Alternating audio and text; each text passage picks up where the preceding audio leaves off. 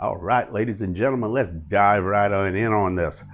My little old bike here, this jug, I've never touched it, never ported it or anything. It's getting a little tired.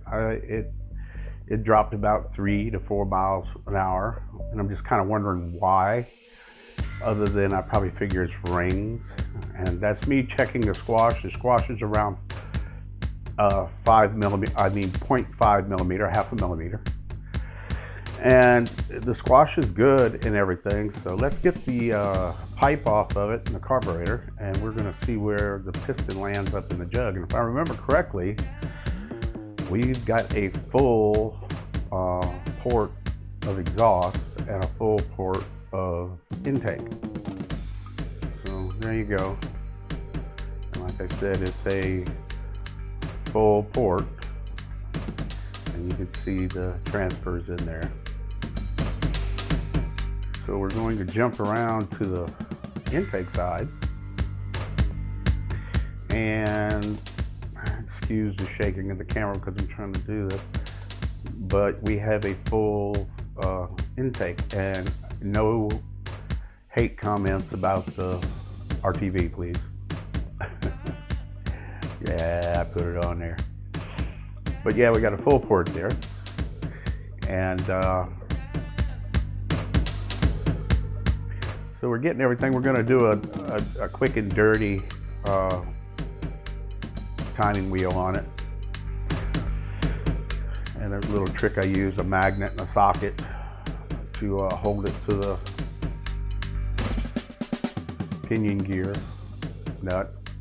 I've already got bottom dead center, so top dead center, but we can't figure in dwell because I'm not using a piston stop. So like I said, it's gonna be quick and dirty. And once I finally got it where it was just breaking the exhaust port, it was at like 90. And it could be a couple degrees either way, but we're just gonna call it 90. And we got 90 on that. We're going to go around and see where it breaks the transfers, and we're going to see what our blowdown is. Because I got a good squish, and I got open ports, but the little engine I know there's more in it. I've never touched this jug, and like I said, when it was brand new and running, it would do 39 miles an hour. And that's with a 42 sprocket. So, and it has got hours on it, and it has got a lot of hours. So we got 70. So I got to blow down to 20-ish. So what I'm thinking in my head right now is that I'm just going to pull the jug, and I'm going to go ahead and raise the exhaust port roof to give me a little bit more blowdown and kind of open it up a little bit. And like I said, this jug has never been touched. And there I dropped the socket off of there.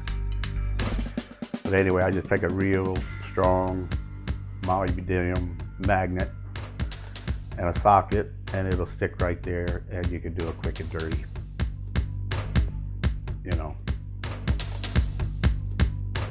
degree wheel.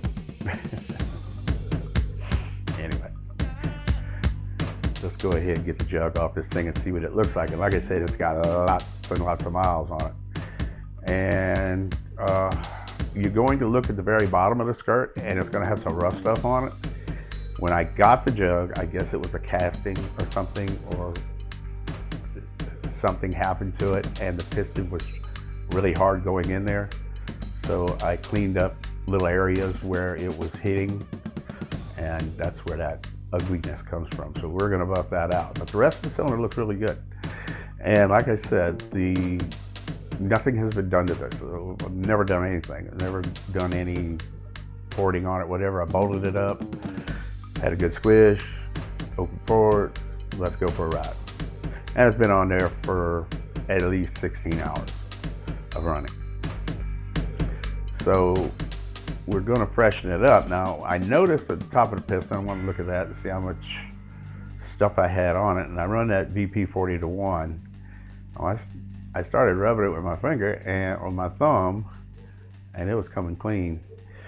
So I got a little bit of gas on my hand, and see if that would take it off, because it was like a really, I don't know, best way to say it is almost like a dry grease. So I got a little dab of gas out of the tank there, and I'm rubbing it with my thumb, and it pretty much come clean. So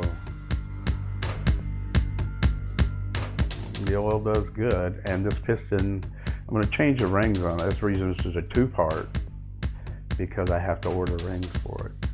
But I got Wiseco wrist pin clips in it, so it's never coming out. The bearings feel good. That is a 38 millimeter crank in that. And so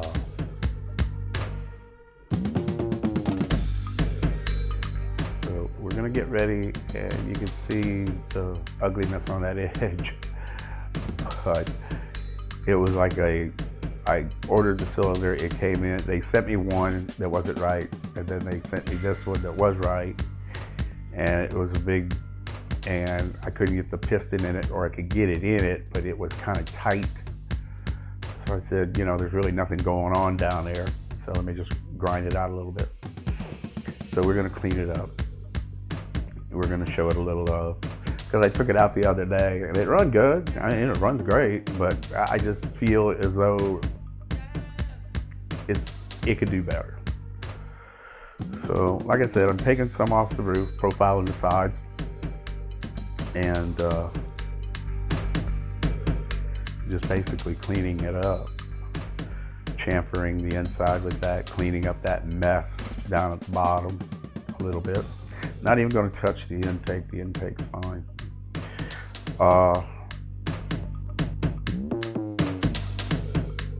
We're just going to see if we can get a little bit more out of it.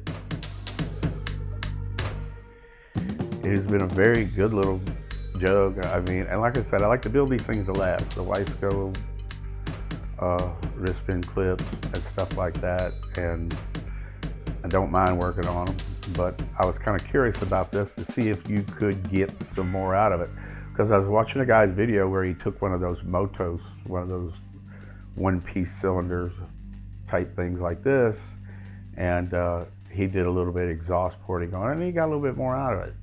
So I got it all cleaned up, and like I said, you know, I did some work down there on the bottom, got that cleaned up a little bit better than it was.